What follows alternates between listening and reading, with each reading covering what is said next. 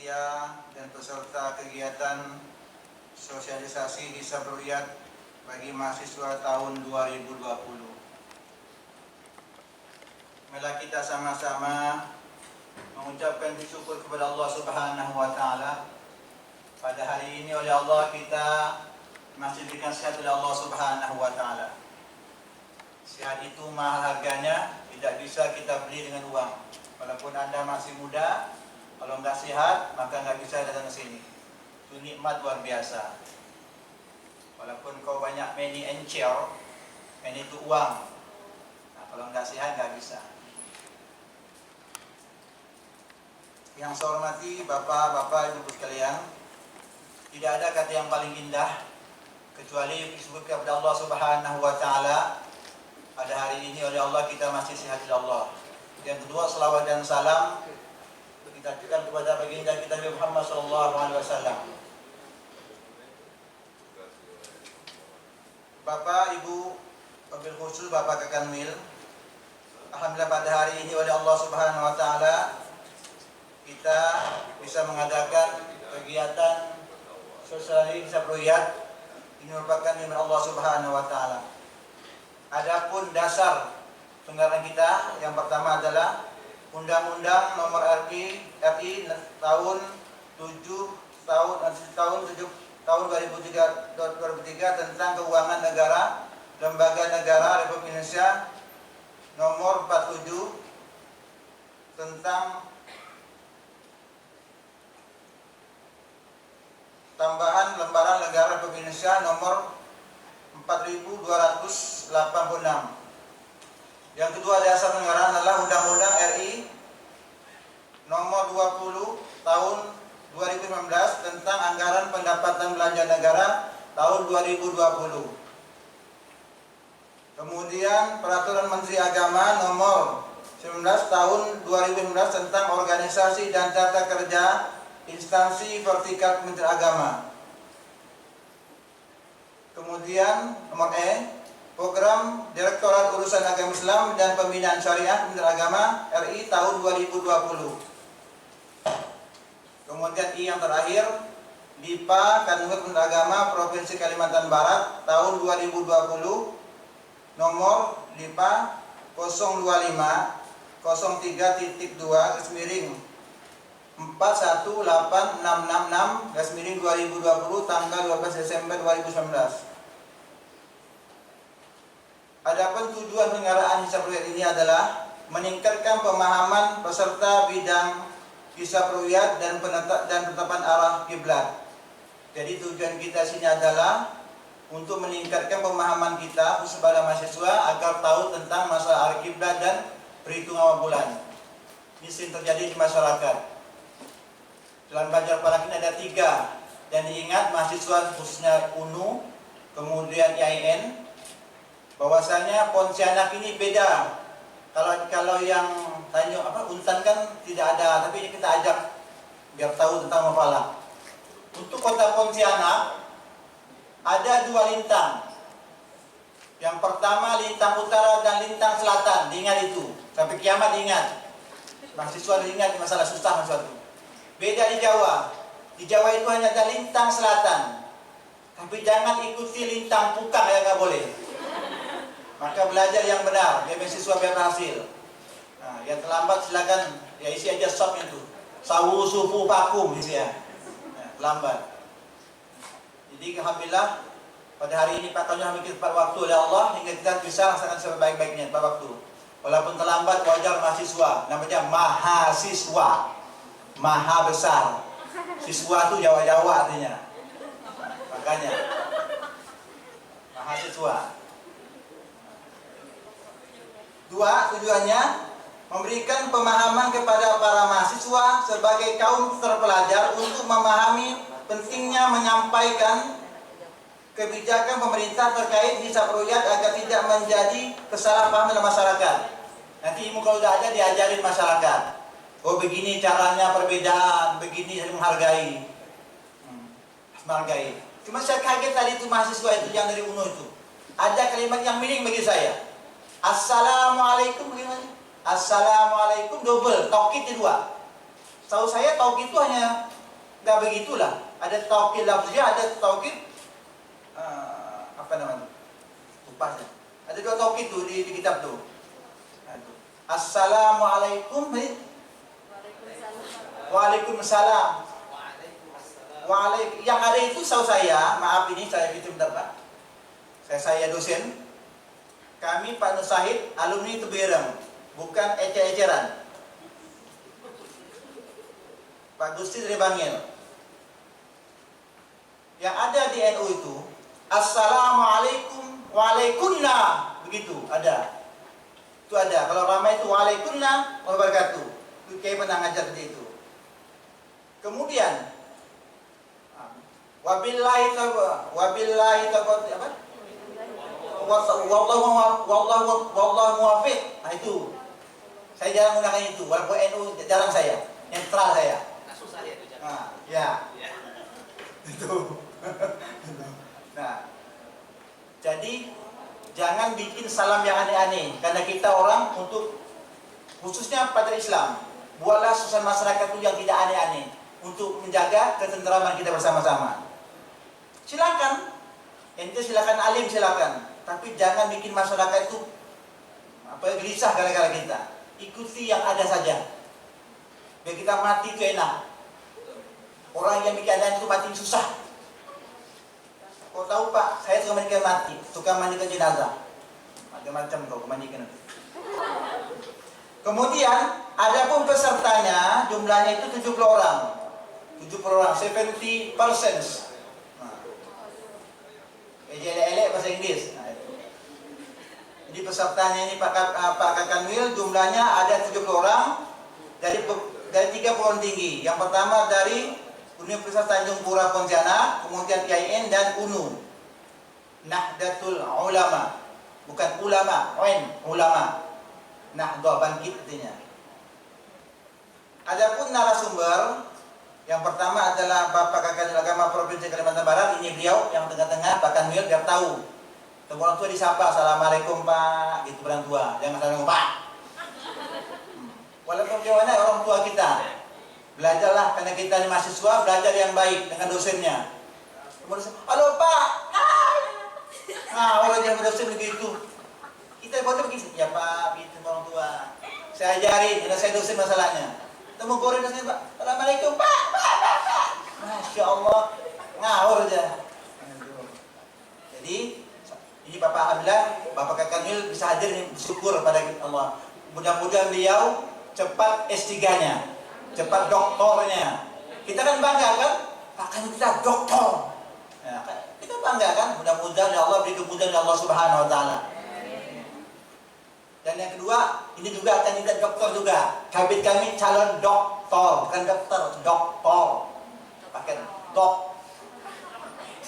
Mudah-mudahan juga ya Allah dipercepat S3-nya dua-duanya oleh Allah. Narasumber kita yang pertama Bapak Kakanwil. Yang kedua adalah Kabid Rais Provinsi Kalimantan Barat, nih beliau, kabit kita. Jadi kami juga kabit, siapa tahu nasib Allah kan nggak tahu, karena dunia itu berputar. The world is round, dunia itu berputar. Sekarang kita di bawah, mungkin besok di atas. Kita nggak tahu ya Allah. Nah, ente lah calon ganti kami ini. Pasti itu. Kemudian pembiayaan itu diambil dari DIPA, Kementerian Agama Provinsi Kalimantan Barat tahun 2020, nomor 025 03.2 garis-miring 41866 garis-miring 2020 tahun tanggal 5 Desember 2019. Itu yang dari pembiayaan. Maka tolong pada mahasiswa semuanya belajarlah yang baik. Mumpung kita hari ini simak ilmu yang diberikan oleh narasumber, mudah-mudahan manfaat dan berkah oleh Allah Subhanahu wa taala. Jadi hebat kamu nanti di masyarakat. Kami atas nama panitia mengucapkan banyak terima kasih kepada seluruh peserta yang hadir dan yang telah memenuhi undangan kami. Kami ucapkan terima kasih kepada khusus Bapak Kakanwil Kementerian Agama Provinsi Kalimantan Barat atas kehadirannya untuk memberikan arahan sekaligus berkenan kiranya untuk membuka secara resmi kegiatan sosialisasi Hisab Ruqyah mahasiswa tahun 2020. Terima kasih. Assalamualaikum warahmatullahi wabarakatuh.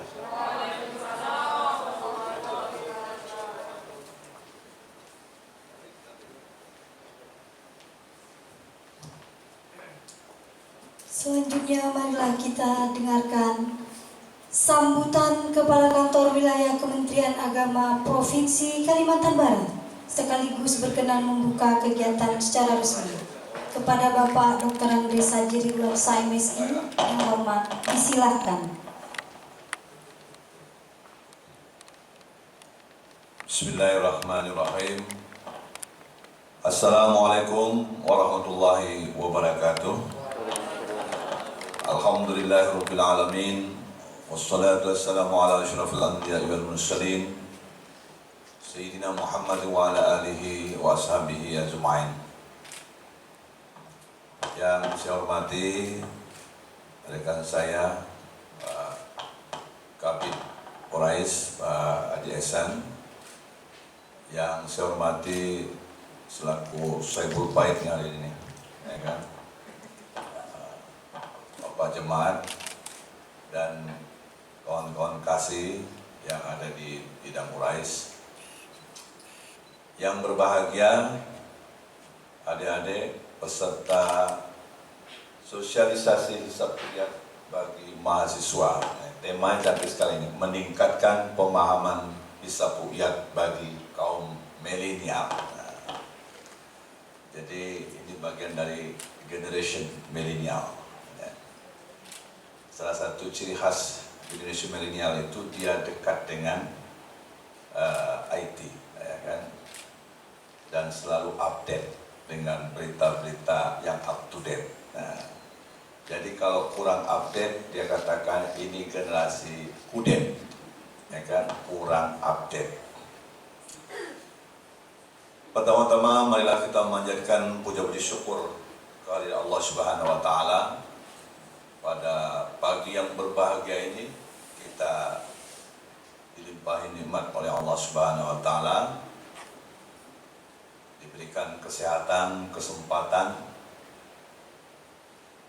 Banyak yang sehat, tapi yang diberi kesempatan cuma 70 orang ya Pak Ihsan ya. Jadi terbatas. Atau bisa juga diberikan kesempatan tapi tidak sehat. Boleh nggak bisa juga, ya kan? Nah, kalau kalian semua ini betul-betul diberikan kesehatan, diberi kesempatan, oleh karena itu kita patut bersyukur kepada Allah dan gunakan kesempatan ini sebaik-baik mungkin. Paling tidak yang pertama adalah membangun silaturahmi di antara kita. Yang tadi HP-nya belum nyambung, HP-nya nomornya belum tahu, mudah-mudahan keluar dari ruangan ini nyambung, ketemu nomornya. Yang tadi masih jomblo, mudah-mudahan keluar dari sini ketemu juga jodohnya, ya kan? Terutama yang ngomong tadi depan dari itu. Lalu yang tadinya belum pernah mungkin anggota kawannya masih sedikit, tapi setelah keluar dari sini nambah anggotanya 70 orang. Wah, ya kan? Makin luas silaturahminya. Nah, lalu yang kedua apalagi? Nanti para narasumber akan hadir di sini dan memberikan penguatan, memberikan pengayaan, memberikan pengetahuan. Nah, betul-betul gunakan kesempatan. Jadikan kita itu seperti botol yang kosong, masih membutuhkan banyak sekali masukan-masukan. Sehingga jangan telinganya seperti patok kuali. Patok kuali itu telinganya lubang dua-duanya. Masuk telinga kanan, keluar telinga kiri, los semuanya. Sekali diangkat, wah, walinya hitam lagi, wajahnya hitam, patok kuali begitu. Itu bahaya. Jadi mukanya tebal karena banyak arahnya, tidak ada masuk, keluar semua. Jangan sampai seperti itu. Jadi kita betul-betul terima, lalu kita kembangkan, ya kan? Mudah-mudahan semua ini akan menjadi generasi yang siap pakai, menjadi generasi yang dewasa dan menjadi pemimpin di hari esok. Hari ini belajar, besok mengajar. Hari ini dipimpin, besok memimpin. Itu harus kita jadikan motivasi.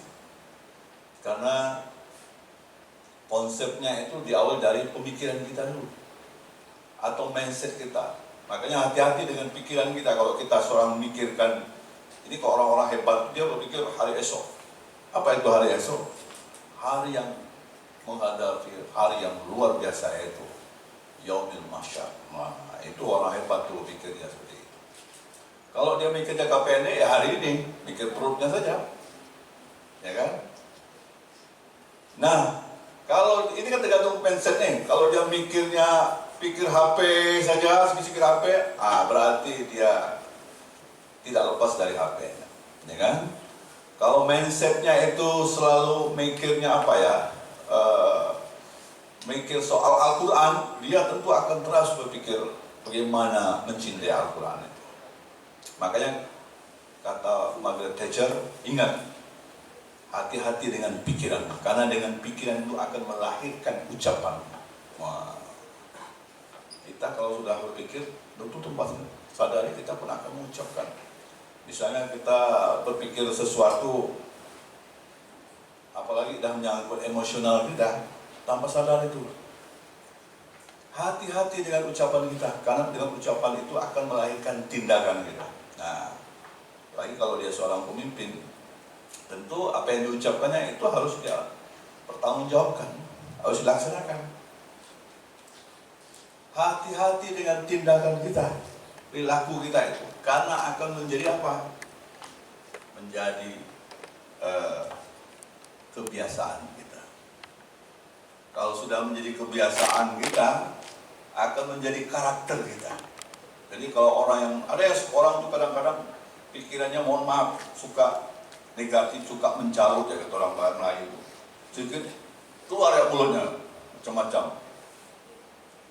Akhirnya jadi kebiasaan, ya kan itu kan? Ujung-ujung sikit-sikit latah itu terus sebutnya. Orang ngomong lain itu ya sebutnya terus. Akhirnya menjadi karakter. Hati-hati dengan karakternya, karena akan menjadi takdir kamu. Takdir kita ke kanan apa kiri, surga apa neraka, kan? Oleh karena itu mari kita diawali dari mindset kita dulu. Mari kita berpikir yang positif. Makanya Nabi menyuruh kita semua itu dari kanan dulu. Makan tangan kanan, ya kan? Wudhu tangan kanan dulu, ya kan? Semua dari kanan dulu, ya kan? Supaya apa? Supaya kita masuk di kelompok golongan kanan yang selalu berpikir positif. Makanya cari kawan yang baik, jangan kita mencari kawan yang berpikir negatif, kawan yang membawa kita kepada hal yang menjerumuskan kita, ya kan? Nah, jadi mudah-mudahan ini adik-adik yang luar biasa, ya kan? Saya ingin kenal dulu ini. Mana yang dari UNO nih, angkat tangan. Wah, luar biasa. Mana yang dari IAIN, angkat tangan. Wah, luar biasa. Mana dari UNTAN, angkat tangan. Wah, luar biasa. Mana yang dari apa tuh itu? Tupuk Idam. Ya. Jadi sekalian yang berbahagia, ya. Saya berbahagia ini bisa ketemu dengan adik-adik yang nantinya jadi pemimpin. Dia kemungkinan besok lusa jangan-jangan ada jadi kanwil dari sini, atau jadi bupati, wali kota, apa tahu. Ya. Tapi memang harus kerja keras dulu, harus kerja cerdas, ya kan? Tidak hanya cukup kita berdiam diri. Ya. Nah, jadi orang yang dewasa itu diawali satu, kenal dirinya. Oh, saya ini seorang mahasiswa. Apa sih tugas saya mahasiswa ini? Ya kan? Pertama adalah belajar. Kedua, taat kepada dosen dan orang tua kita. Dan yang paling penting kepada yang Maha Kuasa. Itu dulu tugas pokoknya itu. Jadi jangan sampai kita lupa tugas pokok, lalu kita sedikit-sedikit nak ngopi ya, sedikit-sedikit nak mau kongko ya, sedikit-sedikit mau melawan orang tua, itu salah. Berarti kita sudah menolak, tidak menyadari diri kita. Lalu kalau sudah kita sadar dengan diri kita, siapa kita, yang kedua adalah kita kenal, batu sudah kenal diri kita. Ini menjadi orang dewasa yang penting.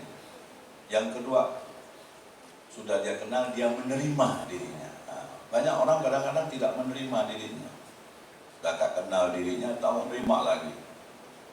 Terus kan Allah itu kan menguji kita. Pertama dia uji dengan kemiskinan mungkin, ya kan? Karena Allah ingin mengangkat derajatnya, diberi dulu penempaan. Kan kita lahir dalam keadaan telanjang, tidak ada apa-apanya kan istilahnya.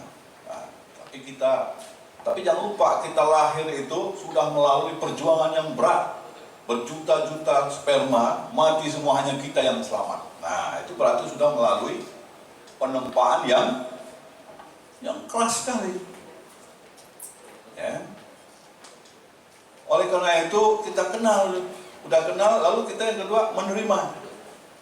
Walaupun kadang-kadang kita tidak semua sama, ya kan? Yang Allah ciptakan macam-macam. Di sini aja 70 orang 70 juga karakter yang berbeda. Ya. Tapi kita bisa menerima. Orang yang tidak bisa menerima itu dia marah dengan orang tua. Apa saya ini dilahirkan ya ayah ibu kok saya ini tidak ganteng, tidak cantik. Kenapa saya dilahirkan hitam? Kenapa saya dilahirkan hidung saya pesek? Kenapa saya dilahirkan tangan saya kurang satu jarinya misalnya, lalu marah-marah sama orang tuanya. Nah, itu namanya tidak bisa menerima. Orang yang dewasa dia menerima, sekalipun ada kita lihat orang yang dua-duanya matanya buta, tapi dia bisa menghafal Al-Quran 30 juz. Ada yang kita lihat kakinya itu putus semuanya, tapi dia ahli montir mobil. Saya lihat tuh di WA itu, dia ahli montir, nanti montir menjadi ahli montir.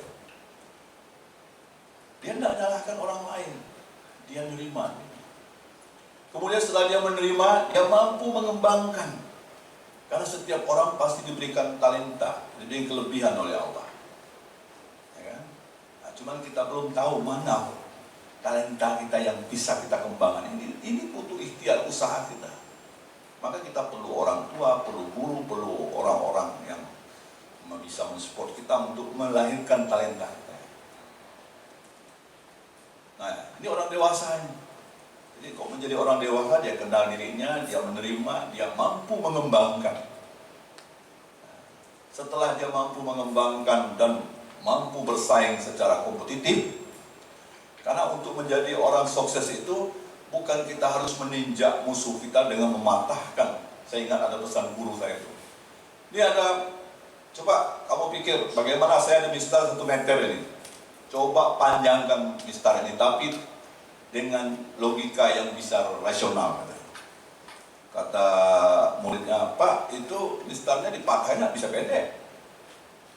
Waduh, kasihan tuh mistar dipatahkan.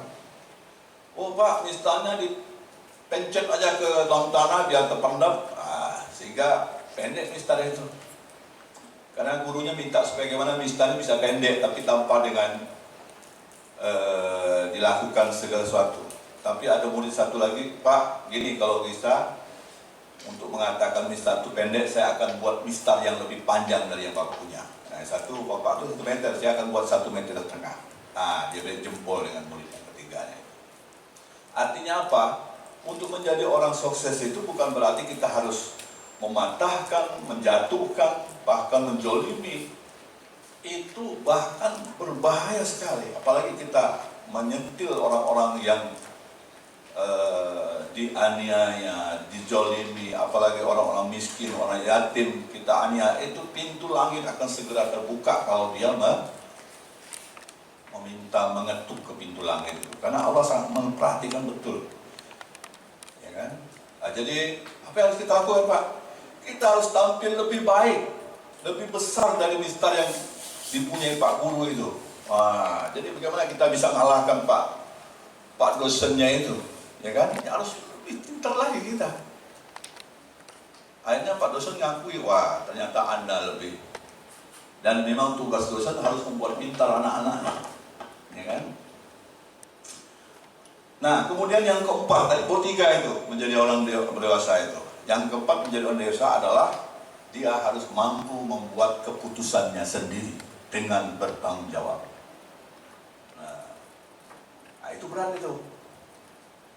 Adik-adik misalnya ini, Pak, saya ini bingung kata cowok satu nih. Saya ini punya teman saya ini 3 cewek saya ini. Udah kok banyak benar. Tapi semuanya bagus Pak.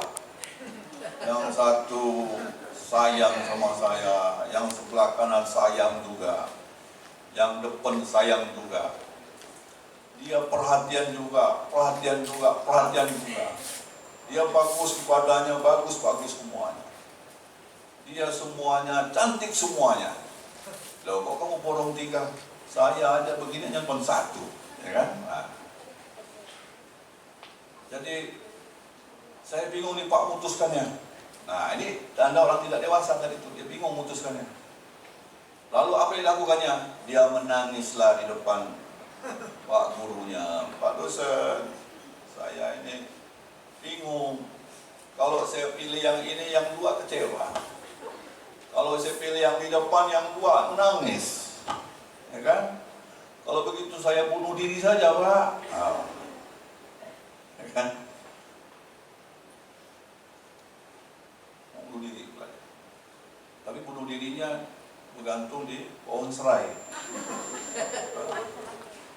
Ya kan? Mau bunuh diri tapi takut mati. Ayat satu lain lagi. Rambutnya udah kusut masai, udah keriting debu. Dia diputusin ceweknya, 3 memutuskan dia. Atau bukan mutus, gak suka sama dia sama itu. Rumahnya benci sama dia. Benci berat. Udahlah dia dah habis-habisan, berkorban semua dihabiskan. Ya kan? Uang gajinya habis, hartanya habis, semuanya dia koyalkan. Tapi rupanya tak ada yang suka sama dia. Lalu apa yang terjadi? Dia pun datang juga ke dosennya. Dia, aduh Pak, saya ini mau bunuh diri aja. Semuanya tidak ada yang bisa saya harapkan lagi. Ya kan? Nah, tidak ada arti lagi hidup ini. Ada yang begitu tuh. Saya kira bunuh diri bukan. Itu menunjukkan apa? Tidak dewasa. Menunjukkan hatinya sangat kecil. Mungkin ya sebotol ini kali, botol minyak wangi kali. Kecil. Jadi itu ada pernah cerita Imam Syafi'i didatangi muridnya dengan wajahnya kusut masai, ya kan, mengatakan bahwa dia tidak ada arti lagi hidup di dunia ini. Dia kecewa, dia benci, dia semuanya udah, pokoknya putus asa lah, putus asa. Nah ini menunjukkan orang yang dewasa. Apa kata Imam Syafi'i? Udah gini aja, coba kamu ambil air 1 gelas, masukkan 2 sendok garam, dia masukkan. Coba kau minum. Waduh, masin tuanku, masin 2 sendok garam. Kodrakan air segelas kecil ini. Apa rasanya? Asin. Apa? Udah kalau gitu kata Imam Syafi'i, coba kamu pergi ke telaga belakang itu. Kau curahkan air 1 gelas itu, masukkan dalam telaga atau kolam. Tapi kolamnya bagus, nah gitu tuh kolamnya kuning. Ini kolamnya kolam bagus. Airnya jernih, air dari batu. Terus dia siram, dia poda-poda dia. Kamu ambil lagi 1 sendok, 1 gelas itu, kau bawa kemari. Sekarang coba kau minum. Dia minum. Waduh, segar Tuan Guru. Enak, tawar, bahagia. Kita karena dia ada kehausan, karena muda mungkin juga rasa air tawar yang keluar dari celah-celah batu yang bagus itu. apa kata yang itulah hatimu yang tidak dewasa. Yang tadi kau punya hati itu seperti ya segelas di gelas kecil, dia punya tempatnya itu. Begitu menghadapi masalah aja udah langsung nak meledak, karena tempatnya kecil. Udah langsung nak dibuang karena begitu merasa pahitnya, asinnya tadi itu udah langsung ingin membuang, ingin marah, pokoknya rasanya kecut lah. Wajah, gigi, bibirnya pun dah langsung ini. Tapi kalau hatimu seluas telaga itu, apalagi seluas lautan Atlantik, seluas sungai Kapuas. Oh, kecil itu mati satu, putus satu, tumbuh 1000, Pak. No problem. Ya kan? Tapi kalau yang hatinya luas, lebar, melihat masalah itu kecil saja. Tapi kalau hatinya tadi yang kucut, yang kecil, yang lalu nak bunuh diri, aduh, betapa menderitanya, berapa ruginya. Saya ingat itu dulu ada seorang konsultan yang luar biasa membuat tol itu, gara-gara dia kecewa atau apa namanya, kok tidak salah persoalan perselingkuhan juga lah. Akhirnya dia terjun dari pesawat dan meninggal. Bayangkan kalau misalnya dia itu berapa banyak lagi jembatan tol yang dibuat itu. Nah, makanya kalau kita mampu menjadi memberikan pemikiran kita, memberikan perbaikan, memberikan perubahan, sehingga memberikan manfaat banyak orang, itu akan nilai luar yang biasa. Khairun nas anfa'un linnas. Sebaik-baik kamu itu adalah orang yang banyak manfaatnya. Nah, jadi sekarang sudah boleh menghitung-hitung, sudah bisa menghitung-hitung. Gunakan kesempatan kita masih muda, masih energik, masih semangat, masih punya peluang untuk menggapai mimpi-mimpi kita. Jangan nanti sudah tua, semua sudah terlambat, ya kan? Mau berlari, lutut sudah goyang-goyang. Udahlah, kau jangan berlari, bapak bertepuk di belakang. Ya kan? Bagaimana Pak? Enaklah zaman Pak Harto dengan zaman sekarang, Pak. Masih enak zaman dulu, katanya. Gigi bapak masih bagus, masih bisa makan kue enak, masih bisa makan daging. Sekarang gigi bapak ada banyak ompong semuanya, udah tidak bisa lagi gigit-gigit nih. Dulu bapak masih bisa jalan jauh karena energik, masih sehat, ya kan? Dulu rambut bapak masih hitam, ini udah putih semua, ya kan? Jadi jangan nunggu nanti sudah tua baru kita, itu pasti akan menurun semua.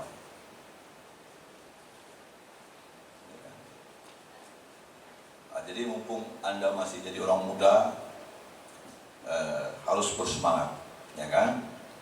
Harus menjadi orang yang, tapi memang harus ditempa. Diawali dari mindset kita. Mindset kita seperti apa nih? Mau kita apa mimpi kita? Makanya memang bagus tuh buat mimpi-mimpi yang berkarakter dan akan menjadi takdir kita nanti. Ya kan?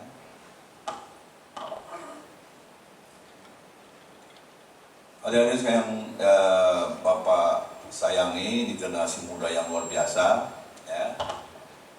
Hari ini cukup menarik ini, ya, terkait dengan meningkatkan pemahaman hisab ru'yat. Nah, mudah-mudahan melalui kegiatan ini tadi sudah saya katakan, tumbuh silaturahminya, tumbuh pemahamannya, menjadi generasi yang siap berkompetisi, karena kita butuh generasi ke depan itu satu, memiliki berbagai macam talenta, memiliki kompetensi, memiliki keahlian, apalagi di zaman milenial saat ini yang lebih ditekankan adalah kemampuan di bidang teknologi informasi, ya kan? Jadi harus mau belajar dan terus belajar, ya kan? Jadi jangan sampai kita merasa puas, ya kan? Merasa puas dengan apa yang sudah kita capai hari ini. Jadi ini yang penting. Kalau sudah memiliki berbagai macam talenta, memiliki keterampilan, memiliki kompetensi yang kita miliki, menguasai bahasa. Siapa yang ingin jadi dosen? Angkat tangan. Ada nggak? Wah, jadi dosen harus menguasai bahasa, harus memiliki kemampuan bahasanya harus bagus, terutama bahasa internasional, bahasa Inggris, bahasa Arab, ya kan? Nah, kalau bahasa Indonesia ya bahasa kita kan. Nah, kalau misal tidak memiliki kompetensi berbahasa ya kita akan berat di situ. Itu namanya jeruk makan jeruk, ngajar sarjana tapi tak tahu sejak bahasanya, ini sulit juga. Karena literatur itu banyak sekali. Yang kedua harus menguasai teknologi informasi IT. Ya. Nah, zaman sudah berubah, dulu kita mungkin pakai mesin tik, ketik, ketuk kan. Nah, sekarang sudah kita semuanya coba dengan pola learning, pola pembelajaran dengan daring dalam jaringan atau luring di luar jaringan, itu semua harus kita kuasai. Ya. Nah, jadi salah satu saya ingin tanya, ada yang tidak punya email? Ada yang tidak punya email? Tidak? Wah, berarti sudah menguasai semua, itu satu cirinya. Ya kan? Berarti kita harus dekat dengan itu. Jangan sampai hari gini HP pun tidak punya aja ini Pak, waduh, ya kan? Nah, jadi mau tidak mau kita harus berkompetisi. Kalau sudah memiliki bahasa bagus, menguasai IT, lalu berikut kita memiliki kompetensi berbagai macam keterampilan kita miliki. Kalau sudah begitu, lalu yang miliki kedua yang kita butuhkan lagi generasi ke depan, dia harus siap berkompetisi, siap bersaing, share competition. Orang share competition itu artinya siap bersaing secara sehat. Yang bahaya itu tidak atau takut dalam persaingan. Misalnya kita jual bubur, biasa ada orang jual bubur. Tetangga jual bubur juga sebelahnya, kita marah. Kau ini apa pula jual bubur? Lalu kita simbol dia. Kau bubur kita habis antara aku bubur aku nih. Berarti kita tidak siap bersaing. Seharusnya apa Pak? Bubur yang kita buat ini kita tingkatkan lagi rasanya. Kita perbaiki lagi kemasannya. Kita kembangkan lagi network jaringannya. Kita perkuat pemasarannya, mestinya begitu. Kalau perlu tempatnya kita buat agak sedikit unik, yang akhirnya membuat pelanggan itu menjadi tertarik. Berarti kan kita nampilkan siap berkompetisi, siap bersaing. Yang bahaya ini tidak siap. Lihat kawan maju kita mau kita pangkak pula, mau kita marahi pula, mau kita simbur pula, lalu kita melarang. Justru kalau misal banyak yang berdagang di sekitar situ, itu akan jadi pasar, orang akan lama-lama datang, kan begitu. Coba kok kita jual sendiri ya, jual bubur sendiri. Sementara di sana ada pasar bubur, oh orang pasti akan datang ke pasar bubur daripada kita sendiri itu. Nah, jadi ini orang yang mampu melihat peluang itu yang luar biasa tadi. Dia bukan melihat tadi itu negatifnya,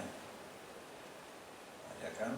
Rasulullah SAW itu sangat positif.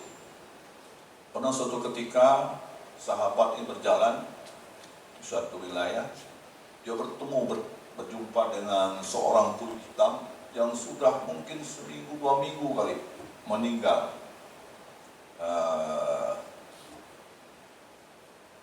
Namanya baunya luar biasa, udahlah bengkak dia itu, yang baunya lagi, manusia kok bisa mati yang itu baunya luar biasa juga, ya kan? Nah, mungkin lebih dari mingguan kali ya, karena saking udah baunya luar biasa, ularnya banyak, bau dan sebagainya. Pokoknya pada saat itu semua sahabat tuh bilang jelek lah semuanya. Wah, mayat hitam legam, bau lagi, banyak ulatnya lagi. Pokoknya macam-macam lah. Ada yang micin hidungnya, ada yang menutup mulutnya, ada yang sedikit malah meludah ya. Ada yang mengeluarkan kata-kata macam-macam itu. Tapi apa kata Rasulullah? Masya Allah, giginya putih sekali. Orang kulit hitam itu giginya putih. Tidak macam kita, gigi kita agak kuning-kuning, kuning emas. Kadang-kadang tidak ada emasnya pun dibuat belikan emas. Sekarang lebih canggih lagi pasang kawat. Kawat yang ada emas kuning-kuning. Yang baik itu kawat berduri.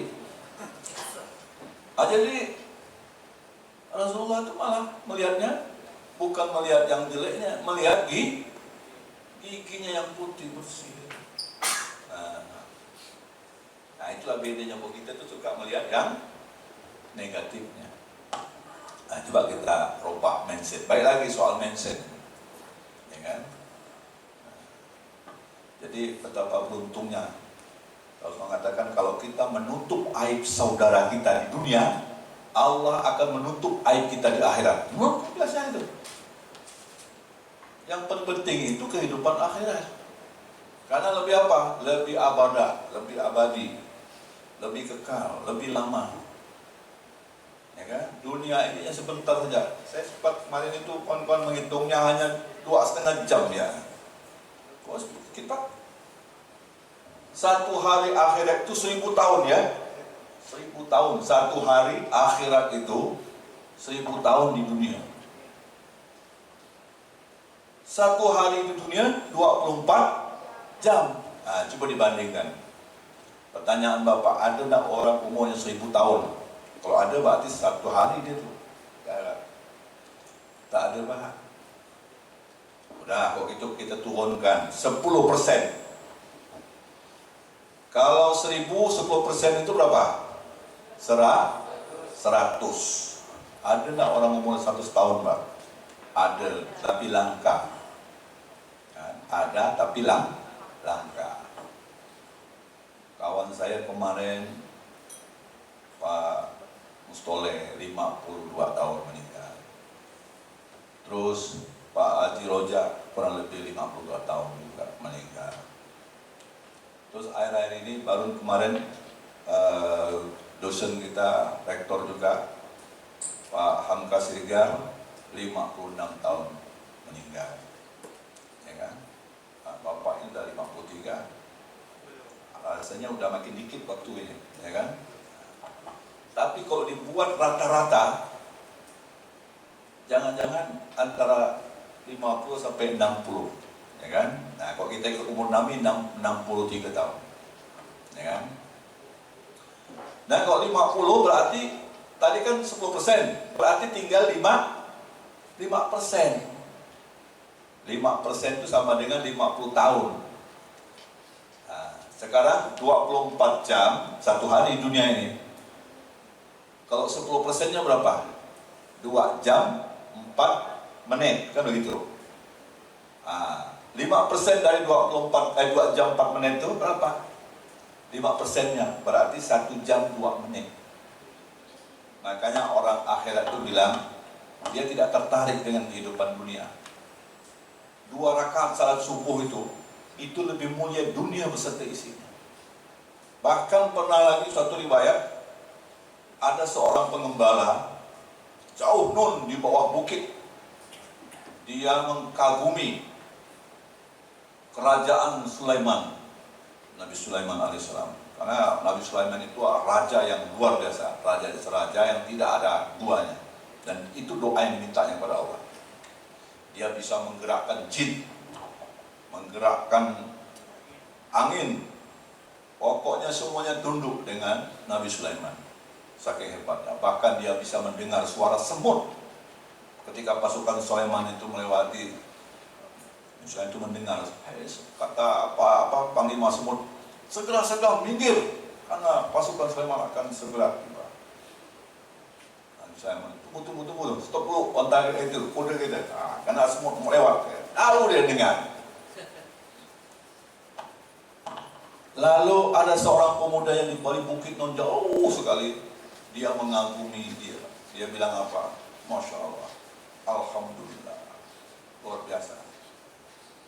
Kerajaan Sulaiman itu luar biasa. Dia memiliki kerajaan yang luar biasa sekali. Saya kagum betul.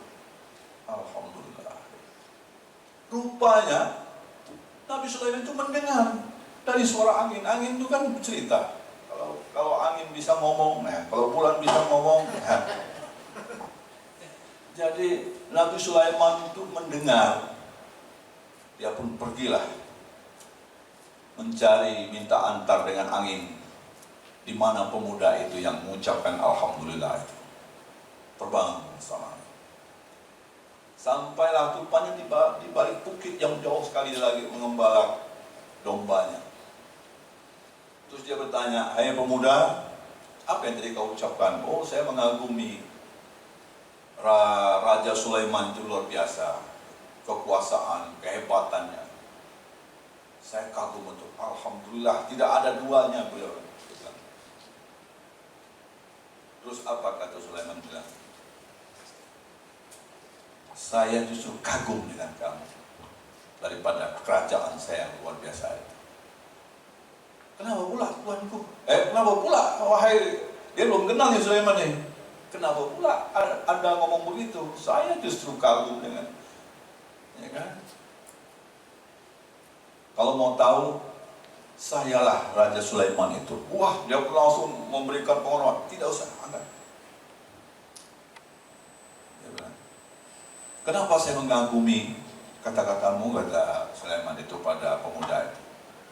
Nah, karena begini, kerajaan saya yang hebat ini, yang luar biasa ini, tidak ada duanya di dunia ini, itu akan musnah, akan punah. Dan memang benar, saat ini kita tidak melihat kayak apa, cuma dalam Al-Quran saja kita, ya kan? Tapi ucapanmu Alhamdulillah itu terus terukir sampai di yaumul mahsyar nanti. Makanya banyak-banyaklah kita zikir. Apa yang sambil diam kita, Alhamdulillah, Alhamdulillah. Ya kan? Ternyata lebih luas, lebih kaya, lebih hebat daripada kerajaan Sulaiman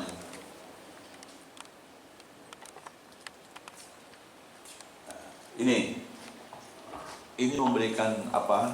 Motivasi kepada kita bahwa kita harus berpikirnya lebih luas dari, jangan berpikirnya hari ini saja, berpikirnya hari esok. Ya. Makanya kalau orang yang hebat itu dia sudah bangun rumahnya, istananya di mana? Di surga. Apa yang harus lakukan, Pak? Jadikan segala masjid bisa. Nah, apalagi kalau misalnya seksi bidang masjid, perhatikan dia banyak bangun masjid. Siapa tuh Pak? Pak? Kejamaah juga. Pak aja buat istana dari masjid itu. Lalu apalagi Pak? Saya Pak kok meninggal di kuburan, tak ada kawan Pak. Walaupun ada kawan yang saya cintai, yang selalu bersama, surat cinta terus banyak, tapi begitu mau meninggal dia tak mau nemani saya Pak. Atau dia dah berjanji hidup semati, kira mau tak kok mati semua masuk di kuburan? Mau tak? Tak mau. Bahkan ada lagu yang apa tuh? Bangkai, apa namanya? Ada lagunya Umay Ramai. Sebujur sebangkai. Ya. Kalau sudah mati itu cepatlah bangkai itu dikuburkan. Nah, udah tidak ada, begitu roh itu sudah dicabut dari Allah, kita itu jadi mayat sudah. Walaupun kita sayang, ini ayah saya, ini orang yang saya cintai, kata ayahnya, nak, bisa nak bapak minta waktu seminggu ya? Jangan dikuburkan loh. Biarlah lu saya letak tengah-tengah sudut tepi ya di dapur tu, di sudut gitu kan. Nah, kira-kira kok misal ada yang minta gitu diturutin tak? Nah, tak apa. Pokok cepat-cepat apa dikubur tu kan. Ya kan? Kalau udah masuk om kubur kita sendiri, tak ada kawan, terpujur. Siapa kawan kita? Al-Quran. Nah, itu makanya kita harus cinta dengan Al-Quran. Coba anak-anak buat grup one day one juz, satu hari satu juz. Ya, memang pertamanya itu berat, rasanya berat. Tapi kalau sudah jadi mindset kita, jadi perilaku kita, jadi ucapan kita, jadi karakter kita, jadi kebiasaan kita, jadi takdir kita dalam kubur sama-sama dengan Al-Quran. Itu bukan tulisan benda mati, bukan tulisan manusia biasa, bukan tulisan manusia. Bahkan ada yang mengatakan Al-Quran itu makhluk, ya kan? Bisa menemani kita. Dan dari yang diciptakan oleh Yang Maha Kuasa.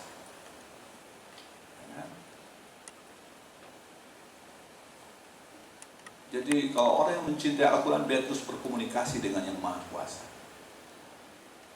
Nanti di dalam kubur itu, ya, dia nemani kita, tenang, terus saya nanti teman, wajahnya pun bagus, ganteng ya saya, sesuai dengan kita. Kan kalau ada teman terang menerang lagi, bahkan Nabi mengatakan seperti kemantin baru tidur di dalam kubur. Bayangkan loh, kemantin baru tidurnya nyenyak, senang. Tapi yang tadi yang jarang baca Quran, yang tak ada kawan, malah diseksa terus, lama pula tu nunggu itu, ya kan? Lalu apa lagi Pak, supaya kita ini selamat melewati jembatan Siratul Mustaqim itu, ya kan? Perbanyaklah silaturahim.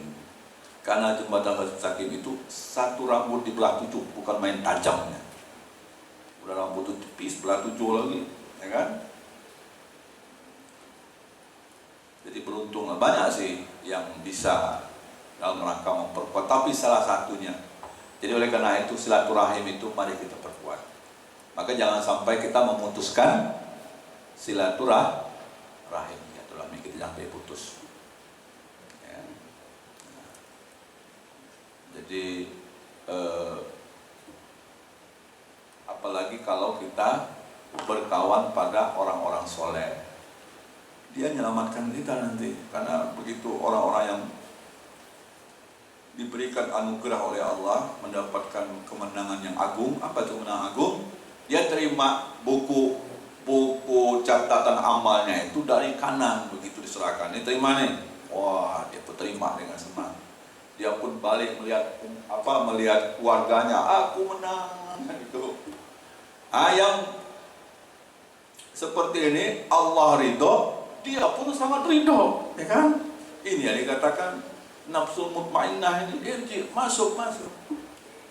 Tapi yang terima buku raportnya sebelah kiri, Allah tak ridho, dia pun apa? Ini kata orang ini, nengok pun tak nih.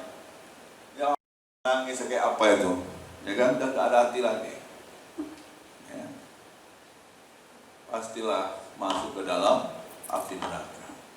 Waduh, itu penderitaannya Allah. Tapi dia masih beruntung nih, jangan-jangan ada kawannya beriman, orang soleh, yang dia masuk. Nanti sudah masuk surga, dia cari, kata Allah sempurnakan nikmatnya. Pulang dibuat apa lagi yang kurang kamu? Oh, saya punya sahabat saya satu nih Pak. Dia Pak pula, ya Allah, satu lagi sahabat saya ini belum kelihatan. Dia selalu bersama saya, selalu mensupport saya.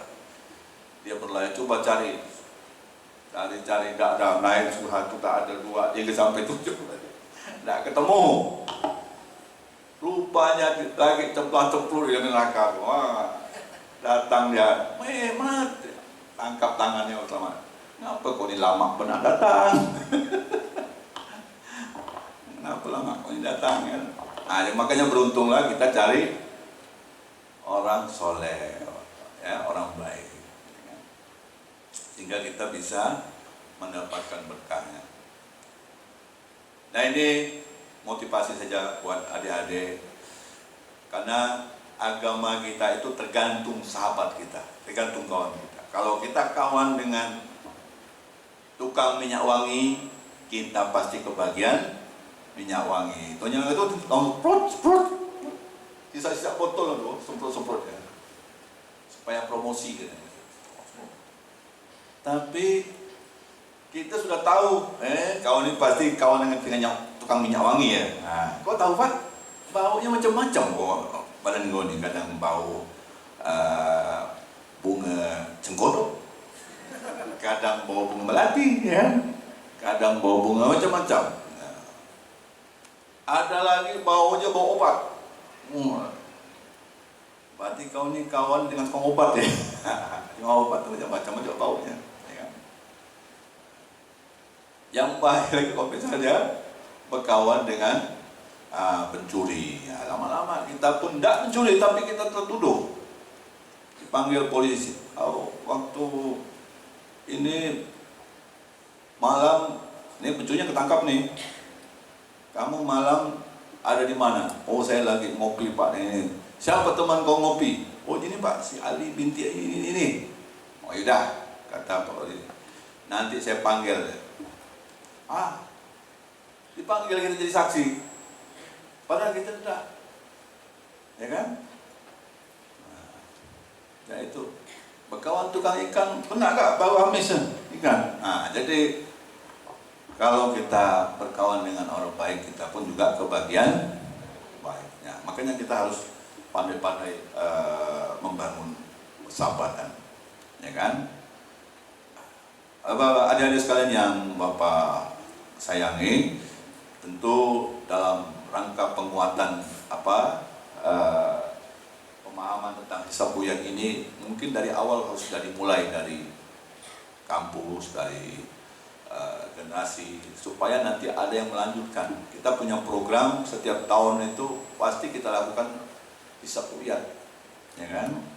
Untuk menentukan kelada, menetapkan satu Syawal, ya kan?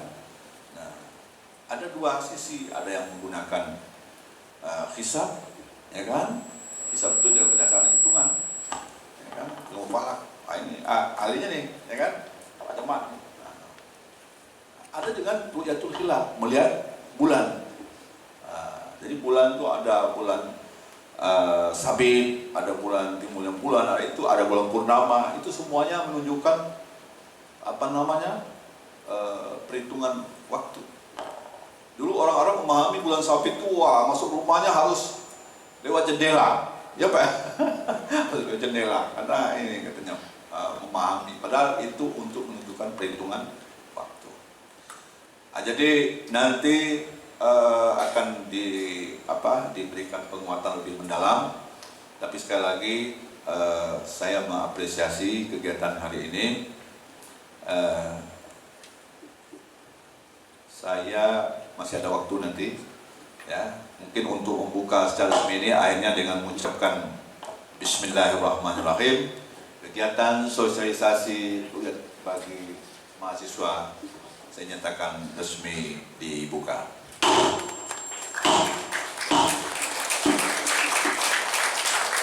Mudah-mudahan apa yang kita rencanakan, kita laksanakan, senantiasa mendapat ridho daripada Allah Subhanahu wa taala. Dan saya akhiri, Assalamualaikum warahmatullahi wabarakatuh.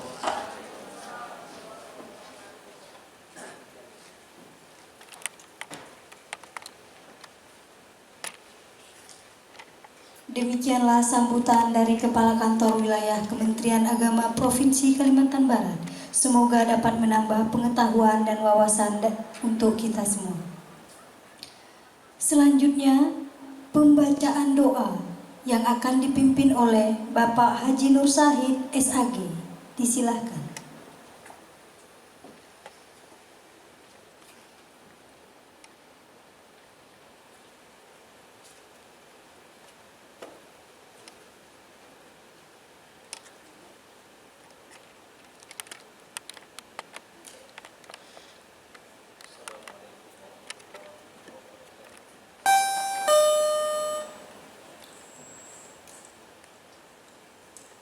Hadirin yang dimuliakan Allah, mari kita awali kegiatan ini dengan pembacaan doa dan izinkan saya untuk memandunya.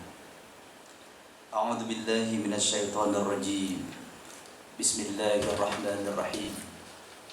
Alhamdulillahi rabbil alamin. Wassalatu wassalamu ala asrafil anbiya'i wal mursalin. Sayyidina wa maulana Muhammadin wa ala alihi wa sahbihi وصحبه أجمعين. اللهم لك الحمد وإليك المستكى وأنت المستعان ولا حول ولا قوة إلا بالله العلي العظيم. اللهم إنا نسألك سلامة في الدين والدنيا والآخرة وعافية في الجسد وزيادة في العلم وبركة في رزقي وتوبة قبل الموت ورحمة عند الموت ومغفرة بعد الموت. اللهم حوّن علينا في سكرات الموت والنجاة من النار والعفو عند الحساب. اللهم إنا نسألك زدنا علما نافعا ورزقا واسعا حلالا طيبا في الدنيا حتى الآخرة. اللهم إنا نسألك رضاك والجنة ونعوذ بك من سخطك والنار.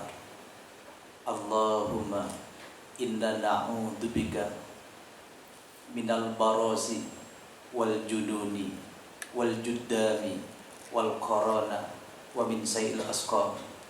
اللهم صل على سيدنا محمد طب القلوب ودوائها وعافية الأبدان وشفائها ونور الأبصار وضيائها وعلى آله وصحبه وبارك وسلم. ربنا آتنا في الدنيا حسنة وفي الآخرة حسنة وقنا عذاب النار وقنا عذاب النار وقنا عذاب النار وادخل الجنة مع الأبرار يا عزيز يا غفار يا رب العالمين والحمد لله رب العالمين. السلام عليكم ورحمة الله وبركاته.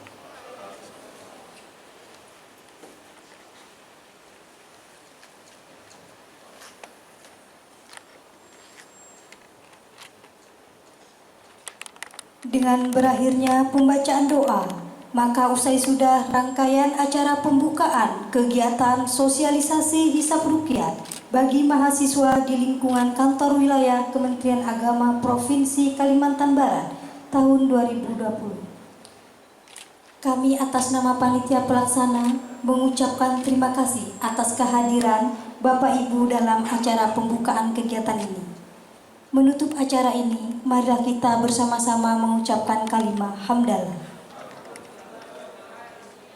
Akhirul kalam, wallahul muwaffiq ila aqwamit thoriq. Assalamualaikum warahmatullahi wabarakatuh.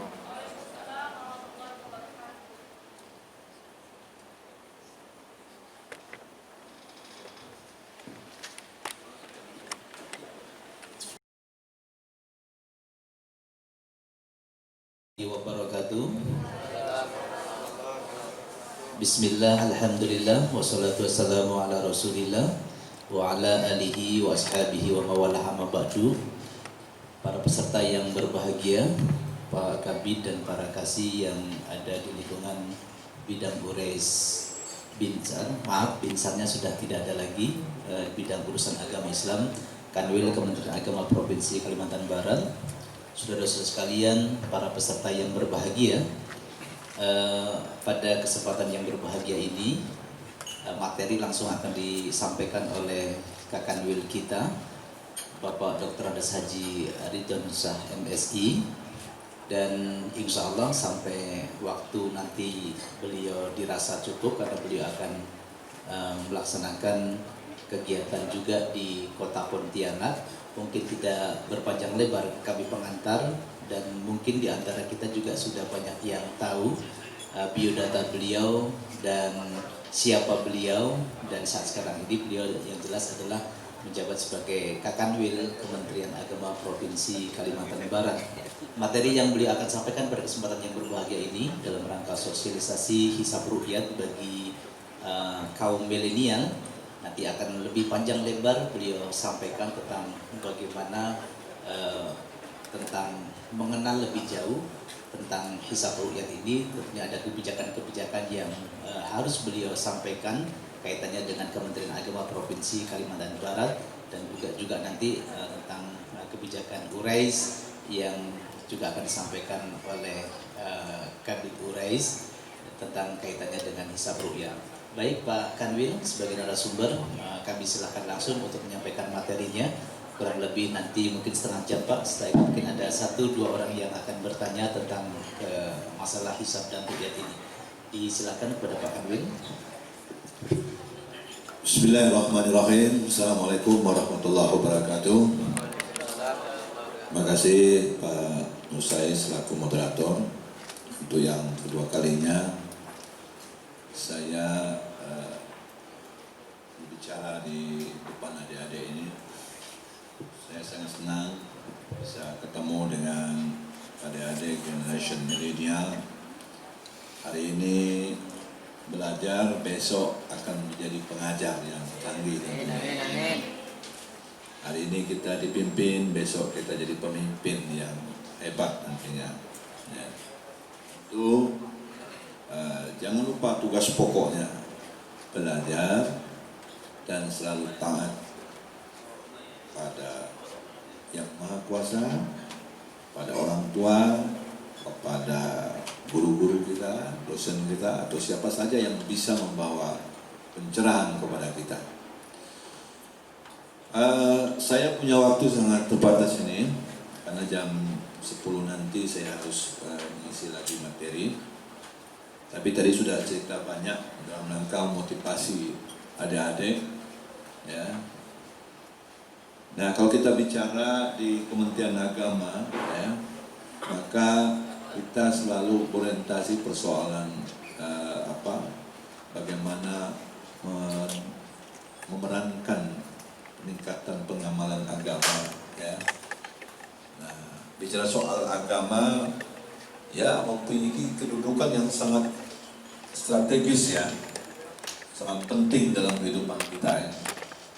Karena agama merupakan sebagai landasan spiritual, ya, landasan moral, landasan etika dalam pembangunan manusia Indonesia, pembangunan nasional. Ya. Kita yakini bahwa kemerdekaan berkat rahmat Allah yang Maha Kuasa. Nah, ini harus jadi spirit yang luar biasa. Tentu meletakkan standar spiritual ini tentu saja ya paling tidak kita bersyukur di negeri Indonesia yang kita cintai ini negara memberikan perlindungan kepada seluruh masyarakat Indonesia untuk melaksanakan mengamalkan ajarannya, ya. Nah, jadi kita bersyukur ini, ya kan, memiliki kebebasan dalam melaksanakan beribadah sesuai dengan keyakinan kita masing-masing. Ya kan? Nah, oleh karena itu spirit moral ini harus menjadi landasan kita dalam melaksanakan segala aspek kehidupan kita. Dan kita ketahui bahwa kalau dilihat dari jumlah penduduk kita yang sekarang 260 juta, ya kan, di mana seluruh masyarakat memiliki kewajiban untuk melaksanakan ajaran sesuai dengan keyakinannya, negara memberikan perlindungan terhadap, ya, paling tidak negara mengakui ada 6 agama yang diberikan hak untuk mengembangkan, untuk ya berkembang secara luas, ya kan? Nah, jadi ya kita ini termasuk yang plural, ya kan? Ya. Jadi ada Islam, ada Kristen, Katolik, Hindu, Buddha, bahkan sekarang ada muncul juga Konghucu. Nah, jadi Indonesia ini sebuah perahu besar. Nah, kita harus memahami bahwa ada perbedaan sesuai dengan keyakinan kita. Dan perbedaan-perbedaan itu harus dimaknai sebagai suatu apa? Sebagai suatu yang nyata, sebagai satu rahmat dari Allah Subhanahu Wa Taala. Baik, kalau bisa di sini ini semuanya sama saja, ya kan? Ya, tidak indah. Misalnya semuanya hidungnya pesek, semua tanda hidung. Tidak menarik juga, ya kan? Ada dengan perbedaan itu menjadi dita'arafu. Kita bisa mengenal, oh ini paling tidak kita bisa nyebutkan siapa sih yang namanya si Dolah itu, Dolah apa namanya? Dolah banyak rupanya, Dolah. Tapi ada yang satu Dolah rambutnya keriting, Dolah yang keriting ke rambut. Yang satu lagi Dolah hitam manis, jangan disebut hitam legam, hitam manis. Dolah yang itu apa tuh yang rambutnya agak krebo, misalnya kan. Jadi untuk mengenal perbedaan. Kira-kira kita ada pesan enggak dengan yang Maha Kuasa? Ya Allah, saya kalau diciptakan nih, kalau bisa badan saya agak yang hitam manis lah. Enggak ada kan? Enggak ada gitu. Nah, jadi ini sesuai dengan takdir yang Allah berikan. Nah, dengan perbedaan itu menjadi rahmat, kita bisa mengenal perbedaan. Jadi kita bersyukur negeri kita yang berbagai macam agama ada, penduduknya yang begitu banyak, 260 juta, itu tentu menjadi apa namanya, daya tarik luar biasa di pasar. Tapi kalau tidak diolah dengan baik juga bisa menjadi ancaman, ya kan? Nah, makanya kita perlu bersama-sama, ya kan? Maka oleh karena itu perlu dibangun apa? Semangat kerukunan, semangat bersamaan, semangat persatuan dan kesatuan. Nah, jadi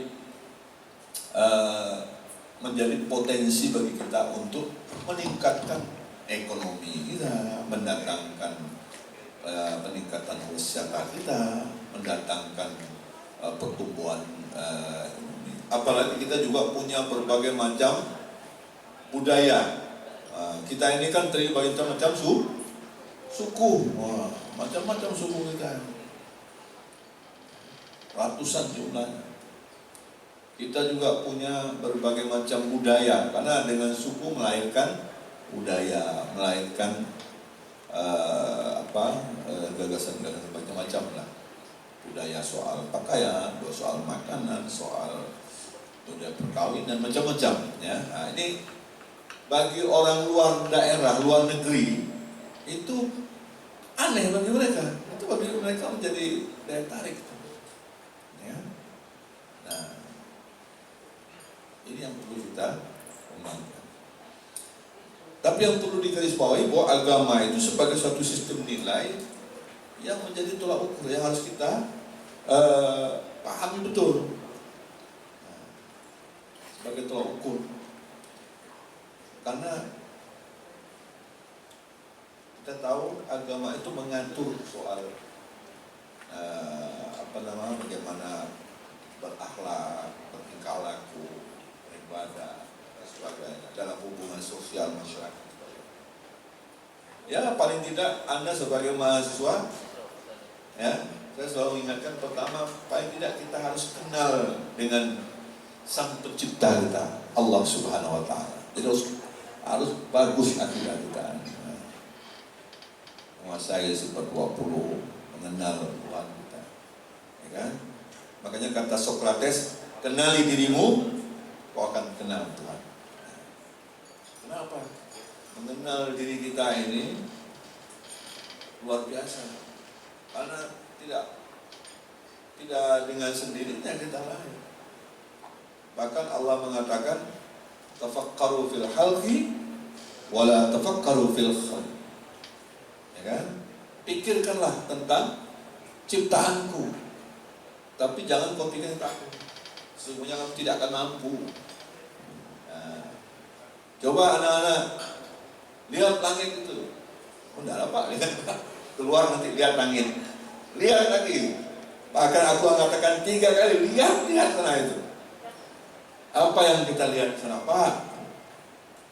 Itu sudah ratusan tahun, ya kan? Sudah ribuan tahun. Kira-kira langit itu ada letak? Nggak ada, Pak. Ya kan? Rumah kita udah buat berapa kali tukang itu. Rumah saya itu berapa kali tukang itu malah bocor ya rumah itu. Nah, bocor sini, bocor pecah sana, pecah sini. Padahal tiangnya jejer banyak. Ini ada berapa tiang? Satu, dua tiang. Tapi langit itu ada tiang enggak? Nggak ada tinggal. Kira-kira ada enggak manusia yang mampu menciptakan itu? Nggak ada mampu. Berarti ada Allah Subhanahu wa Ta'ala. Ada yang sanggup menciptanya. Kalau adik-adik naik ketinggian tertentu, saya lihat hotel mahkota itu paling megah. Di sini apa yang paling tinggi apa sana? Tulip ya? Nah, tulip yang paling tinggi. Ada tidak yang tinggi? Ya kan? Apa? Golden. Sebagai?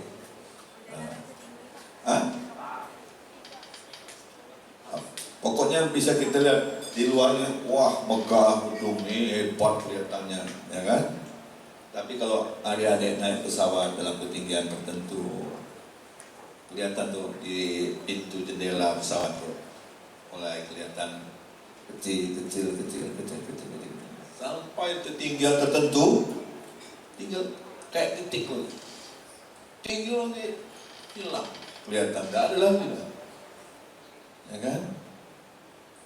Nah, saat itu apa yang terjadi pesawatnya? Terbang, terjadi goncang karena ada wanita. Apa yang terjadi dalam pesawat itu? Pesawat itu goyang, goncang. Kata pramugari, Bapak Ibu, kita melewati cuaca yang kurang baik. Ikat sabuknya, jangan masuk WC dulu, duduk dengan tenang. Ya kan? Itu kata pramugari itu. Kira-kira yang takut naik pesawat nih, siapa yang takut naik pesawat? Angkat tangan. Nah, kira-kira yang takut naik pesawat nih, apa dia bilang? Pak pilot, saya ini hati saya ini gede-gede berdebar-debar rasanya. Bisa nggak saya time out Pak? Keluar dulu dari pintu jendela ini, ya kan? Bisa nggak? Tidak bisa. Duduk yang baik. Makanya kalau ada masalah besar, ya kan, kita dapat goncangan awan, hujan, gelap dan sebagainya, jangan kita gelisah, nak tonjol pula dari pesawat itu. Namanya kita dapat lagi banyak masalah. Apa yang harus dilakukan? Duduk yang baik, tenangkan diri, jangan emosi, jangan sikit-sikit nak marah orang tak panas marah. Dingin marah, lihat anak nakal dikit ngamuk, lihat ini nak ngamuk misalnya ini, karena dia punya ada masalah rupanya nih, karena ada awan hitam goncang. Yang bagus bagaimana Pak? Masuk di kursi, kunci pakai seleng, kantopkan itu, ya. Nah duduk tenang sambil kita zikir, hasbunallah wa ni'mal wakil. Baik pulang, hasbunallah. Cukuplah Allah sebagai penolong. Cukuplah Allah sebagai penolong. Jangan kita datang kemana-mana curhat ke sana, curhat ke sini, curhat macam-macam gitu. Ujung-ujung bukan selesai masalah. Ya kan?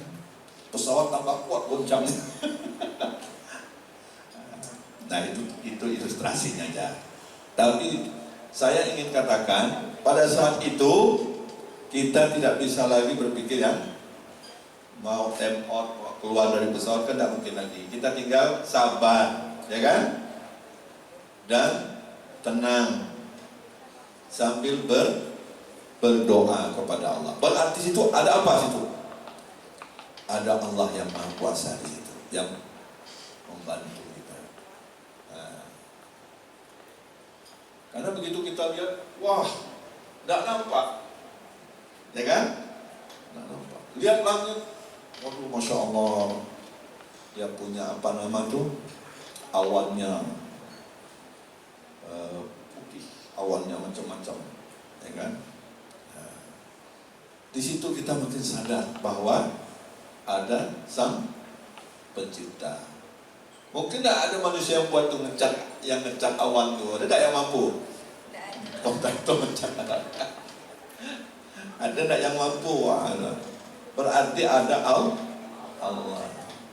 Makanya anak-anak, adik-adik sekalian ya, jangan sampai kalian merasa tidak ada yang mengawasi. Jangan sampai tidak ada iman dalam diri. Oh, tidak ada Allah. Sehingga kita berbuat saenake dhewe.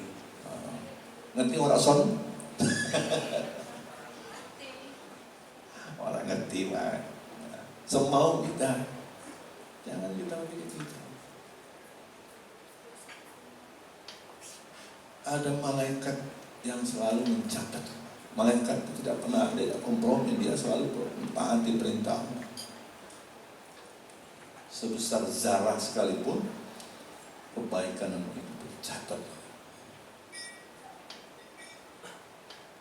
Nah, jadi oleh karena itu kita harus melaksanakan perintah Allah. Ati Allah wa ati Rasul. Mentaati perintah Allah dan Rasul.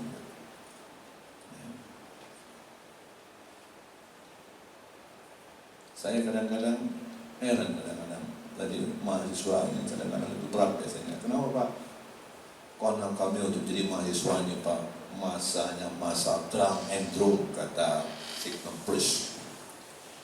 Masa pancaroba, masa adulation, masa ya yang meledak-ledak orang muda.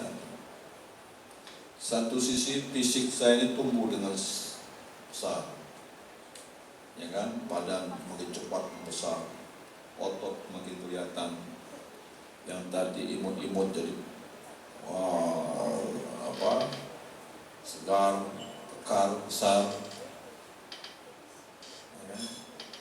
Tidak mau lagi disebut anak-anak, tidak mau lagi diperintah-perintah, tidak mau lagi pokoknya saya sudah jadi orang dewasa. Tapi rupanya psikologi saya, pengalaman saya, penempaan hidup saya masih sedikit sekali saya ini. Jiwa saya masih kerdil ini. Naik pesawat aja saya udah gugup nih Pak.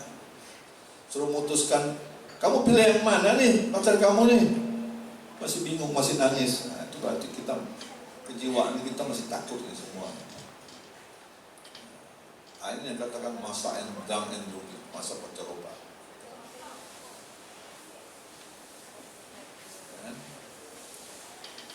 Akhirnya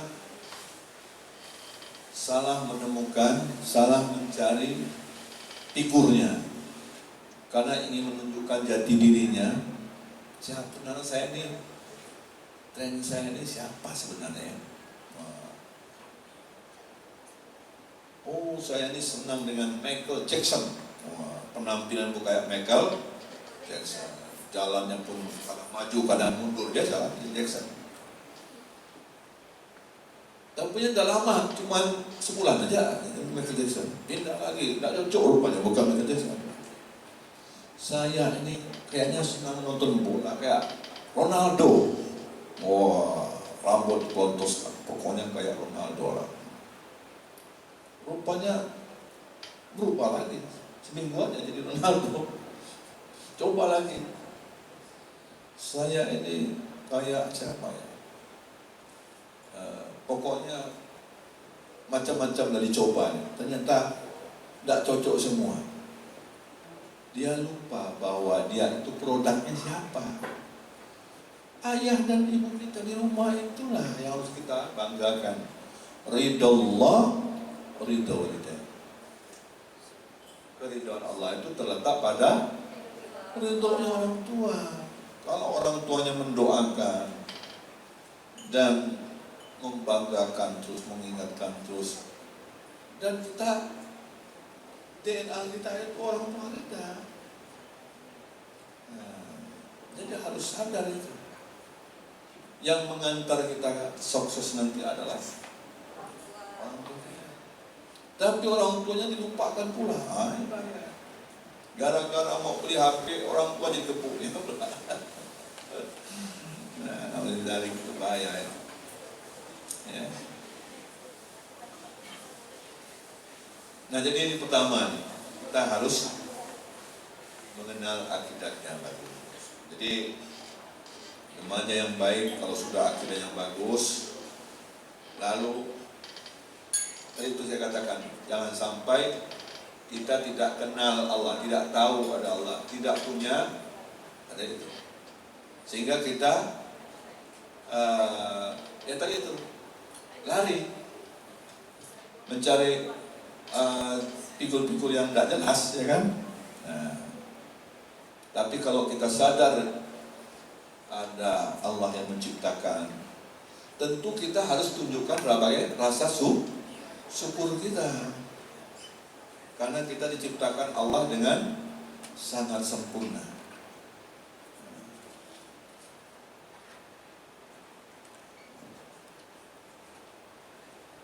Jadi kalau kita lihat dari makhluk lain, manusia itu jauh lebih sempurna. Sempurnaan kita apa? Kita diberikan postur tubuh yang indah. Yang lain jalannya melangkah, kita berdiri tegak, gas, ya kan? Dengan posturnya macam-macam. Lalu yang kedua, kita diberikan akal, ada nafsu, ada akal. Kalau lain kan tidak sama. Terus ada satu lagi, Allah berikan apa? Bimbingan rasul, ada rasul. Diberikannya lagi kitab suci untuk menjadi anzal Qur'ana hudan linnas, jadi petunjuk.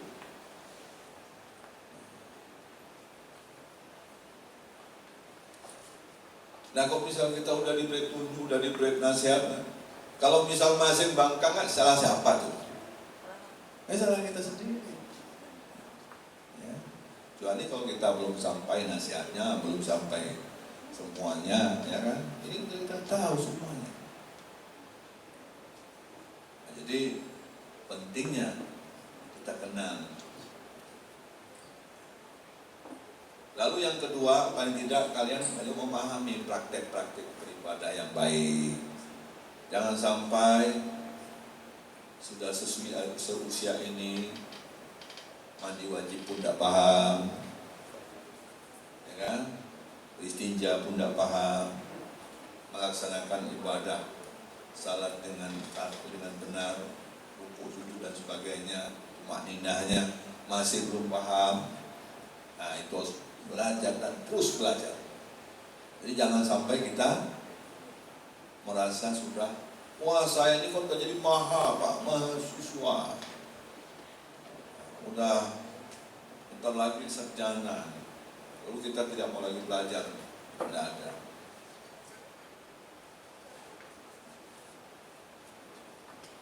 Utlubul ilma dan madilalah. Nah, jadi menuntut ilmu itu mulai dari apa ya? Dari lahir ya, sampai kita yang lahir meninggal. Dan diajari. Waktu lahir langsung Allahu Akbar, udah dikenalkan. Udah belajar tuh lahir. Pertama kali dikenalkan dari situ. Waktu menikah diajarkan lagi. Masuk pintu ratu, diingatkan lagi. Bahkan ada ditalkin lagi. Nanti kalau ketemu malaikat ini jawabannya ditalkin, diingatkan lagi. Yang suka ngepek tahu tuh,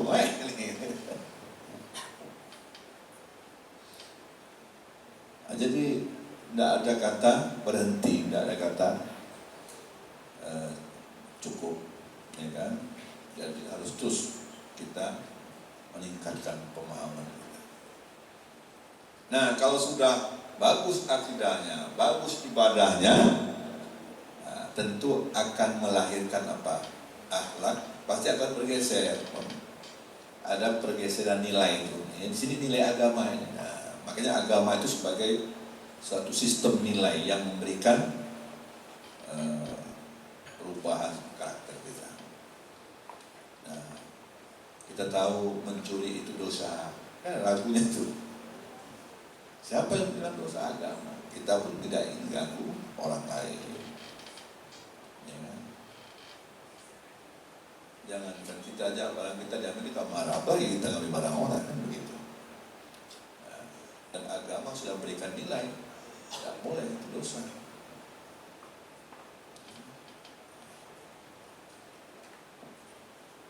kita harus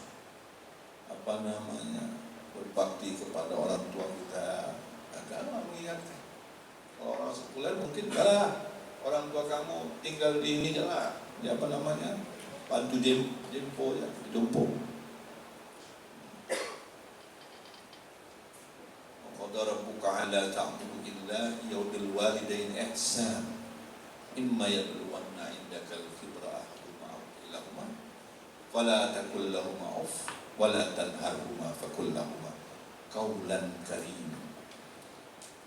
Kata tidak boleh dengan orang tua. Kita berkata, misalnya ibu kita membangga, itu kan sederhana, apalagi sampai kita mengeluarkan kata-kata.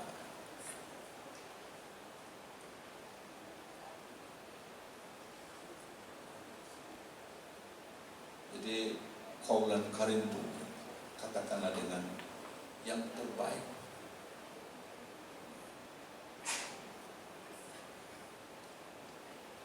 Ini kadang-kadang kita ini agama yang mengajarkan sistem nilai.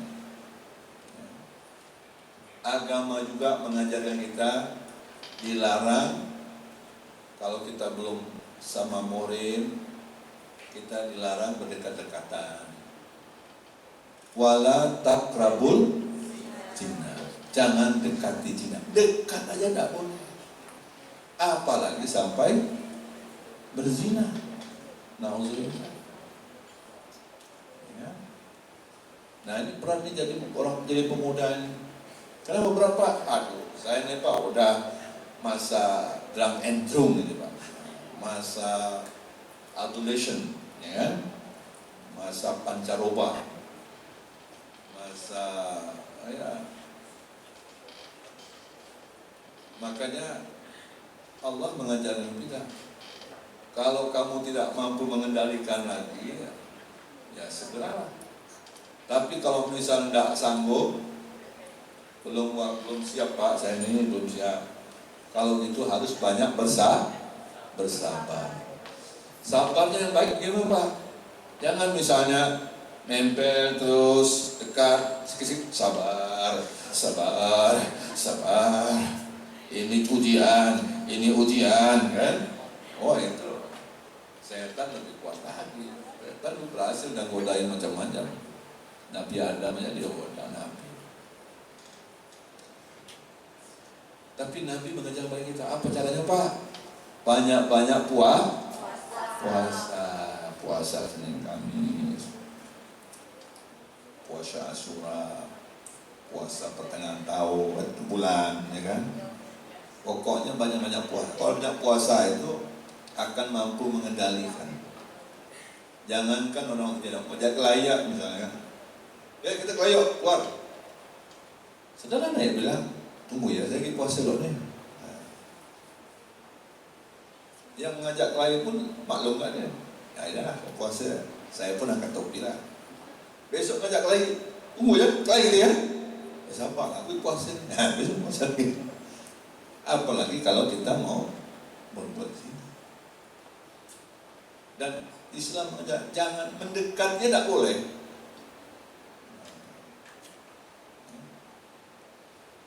Dan jangan sampai ya, kalau kita sudah dikerumuni bintik-bintik hitam dan sudah gelap semuanya, yang kita khawatirkan apa?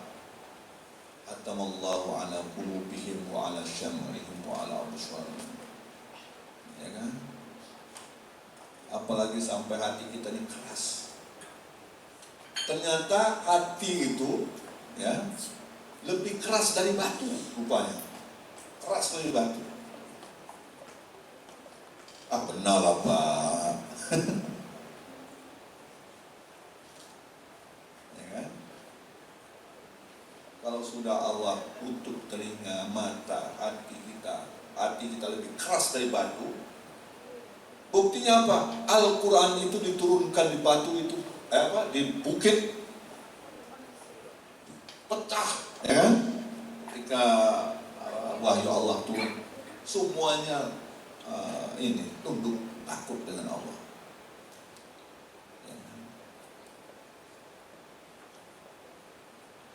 Tapi ketika dibacakan ayat Allah di hati kita itu tak ada satu pun nyentuh, mantul terus, ya kan? Ternyata kan hati kita lebih keras dari batu. Jangan sampai hati kita seperti itu. Makanya kalau ada surah Al-Quran, ada kita harus lunakkan, dengarkan, perhatikan. Jangan kita sampai tutup oleh Allah hati kita. Ya kan? Ini kok waduh datang sudah habis waktu saya. Ini baru preambul. Tapi nanti ini materi saya nanti tolong ditujak nanti ya Pak, dikopikan ya kan. Nah, saya lebih senang nih dengan adik-adik ingin memberikan motivasi saja, ya kan. Nah, karena kita kuat itu bukan karena badan kita ya, tapi karena jiwa kita. Makanya lagu Indonesia Raya itu ada bangunlah jiwanya. Saya punya teman dulu pernah rumahnya mau kebakaran, wah dia menyelamatkan jiwanya untuk menyelamatkan barang itu. Bayangkan, kulkas 3 pintu dia bangku mikulnya, pindahkan karena ingin menyelamatkan jiwa yang bukan. Tapi begitu api sudah berkobar dan semua tidak bisa lagi selamatkan, dia pun tertuduh di bawah kursi rotan. Terus ada meja rotan yang ringan yang menghalangi jalannya. Dia nak pindahkan tak sanggup begitu, tak mampu. Kenapa? Karena jiwanya tidak lagi ingin menyelamatkan satu meja ringan. Nah, jadi orang yang kuat itu karena jiwanya. Makanya kita harus kuat jiwa kita. Dan jiwa itulah roh kita yang dikendalikan oleh hati kita. Ya kan? Jadi saya teringat ada satu menarik dari seorang dokter, dia bilang begini, Pak, badan kita ini kadang-kadang timbul sakit. Sebetulnya sakit itu lebih berat itu karena kejiwaan kita ya. Kenapa? Karena jiwa kita ini sering dimarah mungkin. Sering dimarah. Yang anak sering buat masalah, grundel-grundel, orang punya akhirnya marah-marahin terus, keluar kata-kata yang tidak bagus. Atau sebaliknya, orang suami istri, istrinya terus ngomeli suaminya, marah-marah, macam-macam kata-kata yang keluar terhadap suaminya. Tapi suaminya ini sabar saja, tenang saja. Dia tidak bisa marah karena menjaga hubungan supaya tetap baik. Tapi rupanya yang sakit itu akhirnya bukan suaminya, si istrinya yang sakit. Kenapa sakit? Karena jiwanya tersiksa. Rupanya yang disiksa, yang dia marahin itu fisiknya memaafkan, pikirannya memaafkan. Saya maafkan, kasihan kita ini kan ingin jaga hubungan tetap baik. Tapi jiwanya, hati kecilnya, kan hati kecil nggak bohong nih, bilang kepada Allah, ya itu sebenarnya tidak boleh harus saya seperti ini. Dia kan istri saya, dia ini kan harus menyayangi saya. Kenapa tuh dia nyumpah saya? Saya tak rindu. Ya hati kecil nih ngomong nih. Nah hati kecilnya nyetuk pintu langit. Terutama orang-orang zolim, orang yang dizolimi maksudnya, orang-orang miskin, anak yatim yang kita aniaya. Dia tidak kawan ini orang miskin ini. Tetap jawab, ya Pak. Tapi jiwanya bilang kepada Allah, dia tidak layak melakukan seperti itu. Ya Allah, tolong dia ngedor di langit. Yang marah tadi kembali,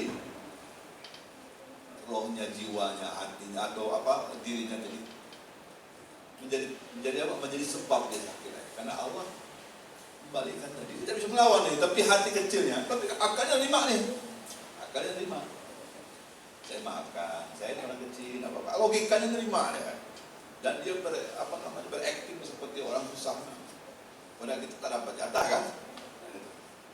Tapi yang hati kecil dia ini, yang jiwanya ini, dia selalu jujur bilang kepada Allah, tidak seharusnya boleh. Aku ini dia bilang manusia juga ciptaan Allah, dan aku minta Bagaimana Allah juga menguji aku seperti ini? Berarti kalau dia benci dengan aku, dengki sama aku, berarti kan tidak ridho Allah. Hati kecil ngomongnya, jiwanya ngomong kepada Allah. Nah ini yang kita takutkan. Jangan sampai orang-orang yang dizalimi ini, orang-orang yang kecil seperti ini, orang miskin, yatim sebagainya, orang dia mengetuk pintu lah, ya kan? Nah ini pencerahan ya sebagai kita untuk menguatkan kita, ya kan? Adik-adik yang Bapak banggakan, ya. Jadi pentingnya kita memahami nilai agama. Kan di agama itu ada nilai-nilai yang mengajarkan kepada kita. Oleh karena itu perlu kita memperkuat pemahaman kita terhadap agama kita. Jangan sampai hanya agama itu sebagai ya KTP saja. Agamanya apa deh? Islam Pak. Tapi Jumat tidak laksanakan. Puasa, orang puasa kita ngopi, ya kan? Misalnya. Nah, ini bahaya. Nah, tentu peran kita, ya, Kementerian Agama, ya,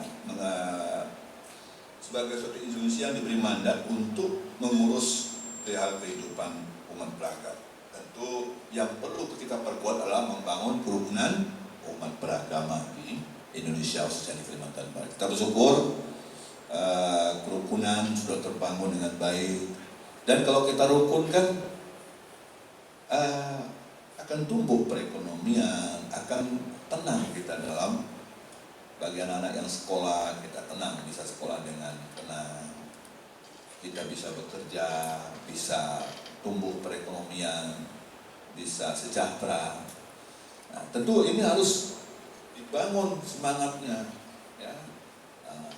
Ya mulai sedini mungkin lah bagaimana kita bisa beradaptasi dengan baik.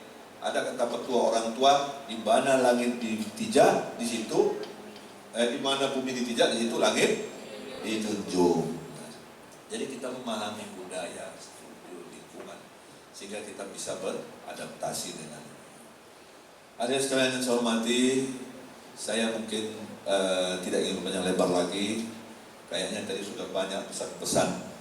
Tinggal kalau materi nanti bisa di copy dengan panitia, tapi mudah-mudahan motivasi tadi itu bisa memberikan pencerahan, ya kan?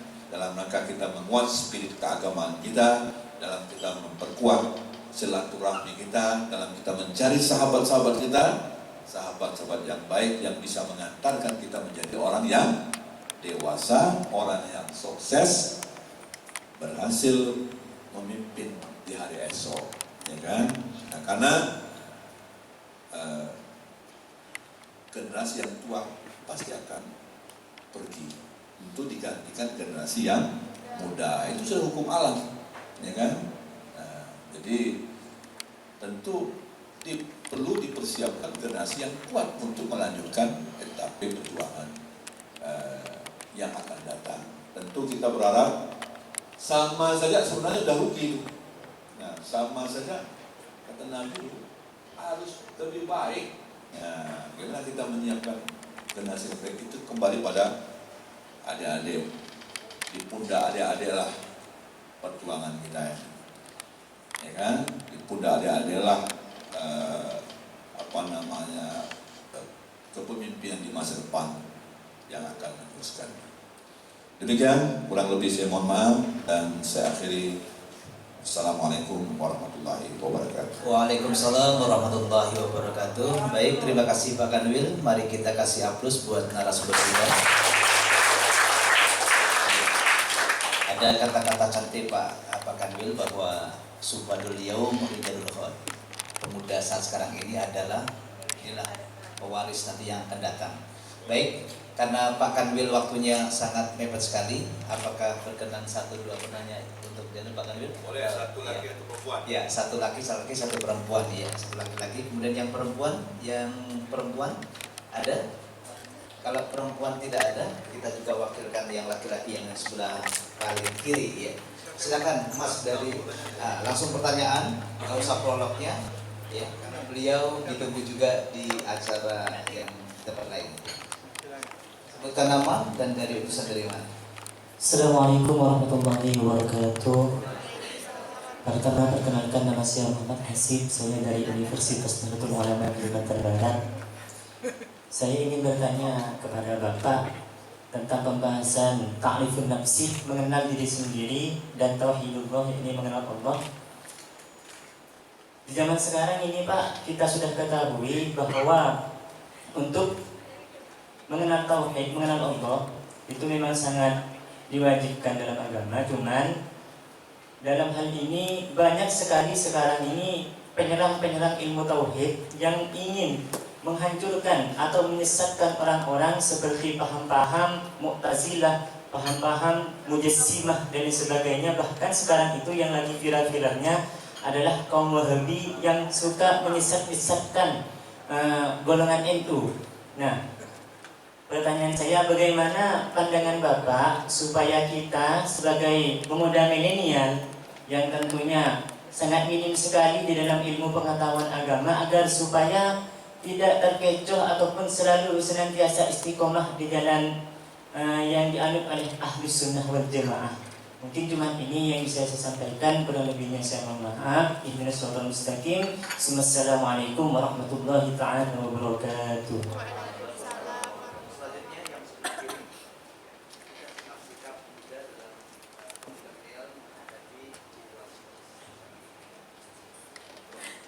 Ya, yang sebelah tengah, ya. Sebutkan nama, kemudian utusan, singkat padat. Ya. Tadi ada yang sebelah kiri yang angkat tangan tadi. Mana? Ah, iya.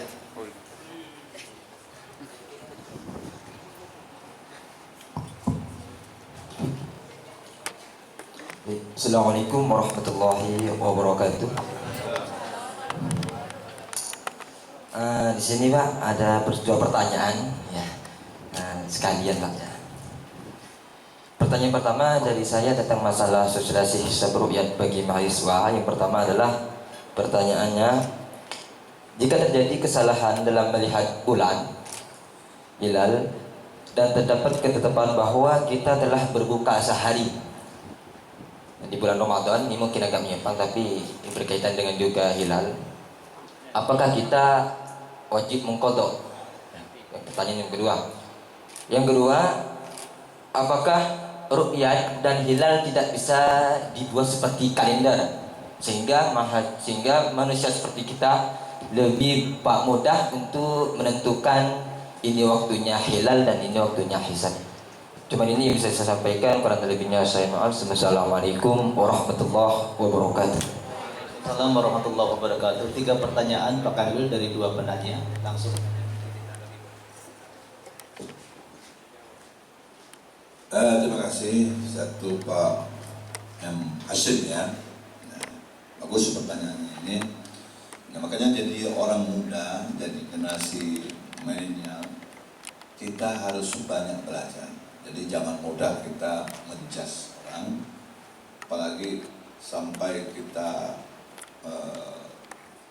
mengatakan ini salah atau membenci dan sebagainya, tidak boleh. Tentu kita harus banyak belajar, intinya itu, ya kan? Dan memang tugas kita itu memperdalam. Nah, dan dalam namanya ilmu itu terus berkembang, ya kan? Pembelajaran itu terus berkembang. Jadi ketika kita memahami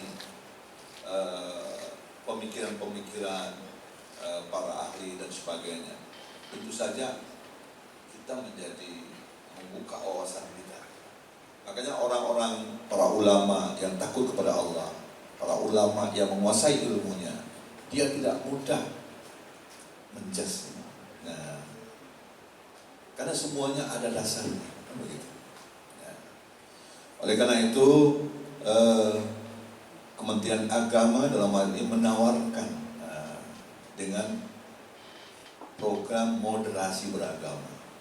Moderasi beragama itu bukan berarti agamanya yang dimodal, ya kan? Tetapi sikap kita, perilaku kita dalam melihat berbagai macam fenomena, ya kan? Nah, Jadi saya mendorong nih pada kita anak-anak muda dan sebagainya, mumpung kita masih muda, karena belajar ini menuntut ilmu adalah kewajiban bagi kita. Yuk kita perkuat ini, ya kan? Dalam, ya kan? Nah, jadi jangan sampai kita sedikit udah menjas ini kelompok ini, menjas ini dan sebagainya. Nah, tapi bagaimanapun di Indonesia pemahaman tentang masalah ahli sunnah wal jamaah itu menjadi pemikiran umat Islam secara keseluruhan di Indonesia. Jadi kita pahamilah, ya kan? Tapi bukan berarti tidak ada kelompok-kelompok. Ini kan sejarah sudah menceritakan semuanya, ya kan? Begitu. Nah, jadi oleh karena itu, mari kita perdalam ini pemahaman. Nah, jadi saya ingin menggarisbawahi perkuat moderasi pemahaman agama kita. Lalu yang kedua, jangan mudah menjas kelompok ini dan sebagainya. Lalu perkuatlah sikap moderasi itu, moderat dalam agama. Jadi ketika kita belajar agama, jangan melihatnya dari konten-konten yang sepotong-sepotong di media-media sosial itu. Kadang-kadang anak-anak muda sekarang ingin cari yang praktis saja, ambil sepotong, lalu diyakini, dipenuhi seolah inilah yang paling benar. Nah, ini bahayanya, ya kan? Ini yang bisa menimbulkan tadi itu pemikiran yang keras dan menganggap dia sendiri yang benar, yang lain salah semua, ya kan? Nah, oleh karena itu yang bagusnya Pak, belajar dan terus belajar, perkaya ilmu. Orang semakin mengetahui, makin dalam, dia tidak akan mudah menjudge orang, menyalahkan orang. Bagaimana kita lihat contoh figur yang luar biasa, Kiai Buya Hamka, dan bagaimana kita lihat figur luar biasa Kiai Hasyim Asy'ari, ya kan? Dalam memahami pelaksanaan sholat dulu saja, tidak ada masalah, ya kan? Nah itu maksud saya itu. Kita semua harus terus belajar sehingga kita bisa moderat memahaminya. Kemudian yang kedua adalah bagaimana soal sosialisasi hisab ru'yat ini ya. Nanti lebih mendalam Pak Jemaat akan cerita lebih dalam. Tapi sekali lagi terkait dengan penentuan hisab ru'yat ini, pemerintah sudah makanya ada namanya sidang isbat, ya kan? Untuk menentukan, untuk memutuskan satu Syawal, ya kan? Atau Ramadan dan sebagainya, ya kan? Ini bisa saja perbedaan-perbedaan terjadi. Kalau menurut Al-Hisab, ini belum masuk Pak katanya.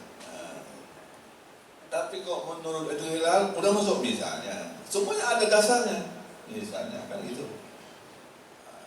Kalau perhitungan hisab itu dia mengumpamakan seperti kapal nih, kapal yang toyak tali apanya, dia punya ininya, haluannya ke ini, kapan namanya? Ke kalau istilah pelabuhan itu kan ada ini dan maganya tuh, hanya toyak udah, berarti kapal udah nyandar semuanya katanya, udah terhitung 0,01 udah jadi itu. Tapi kalau menurut Yudatul Khilal, dia harus melihat sekian derajat, paling enggak 2 derajat ya Pak itu. Harus bisa dilihat dulu, ya kan? Dengan menggunakan perhitungan mata telanjang, melihat ada nampak bulan pada jam sekian dan sekian dalam waktu sekian ini udah dihitung dengan ilmu falak dan sebagainya. Nah, perbedaan-perbedaan nanti dari seluruh Indonesia itu, ya kan, para ulama dikumpulkan oleh Kementerian Agama, duduk satu meja gitu. Bukan meja yang duduk, maksudnya sama-sama gitu. Duduk meja, pecah nanti mejanya. Kita duduk sama-sama memutuskan, udah, tetapkanlah. Oh ini satu Ramadannya besok misalnya. Jadi lalu bagaimana Pak? Kalau misal kita terlanjur ini, kita ikut siapa ini? Ini lagi. Kalau misalkan pemerintah kan mengumumkan, kita diumumkannya itu 1 hari sebelumnya. sebelumnya, bukan langsung dadak-dadak tengah puasa langsung ini. Nah, kita kan sudah tahu ini bahwa ini. Tapi kalau misal kita nggak tahu darurat namanya sebagainya, nah kan itu beda itu hukumnya. Tapi kalau udah tahu kita langgar itu beda juga kan. Nah, dalam konteks berpuasa kan seperti itu. Kalau misal kita nggak tahu dan sebagainya, lalu kita berbuka, kan bisa aja kita tidak masalah kita lanjutkan puasanya. Tapi kalau misal memang kita tahu dan sengaja berbuka itu berarti kita melanggar itu, ya kan?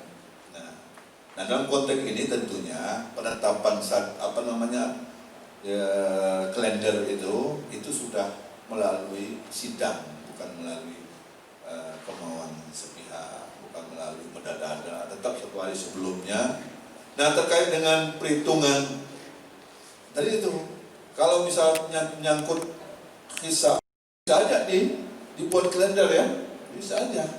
Tapi kan kalau misal proyek-proyeknya harus dilihat dulu nampaknya sebagainya.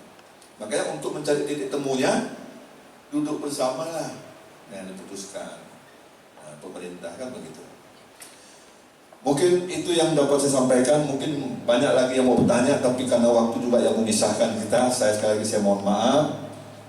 Mudah-mudahan lain waktu sempatkan kita bisa ketemu, dan saya akhiri. Wassalamualaikum warahmatullahi wabarakatuh. Waalaikumsalam warahmatullahi wabarakatuh. Baik, sekali lagi kita kasih aplaus untuk narasumber kita. Hadirin yang berbahagia, karena beliau sudah ditunggu di Kemenang Kota Pontianak. Jadi tanpa mengurangi rasa hormat kita kepada Bapak-Ibu sekalian, kita akhiri dengan ucapan Assalamualaikum warahmatullahi wabarakatuh. Waalaikumsalam.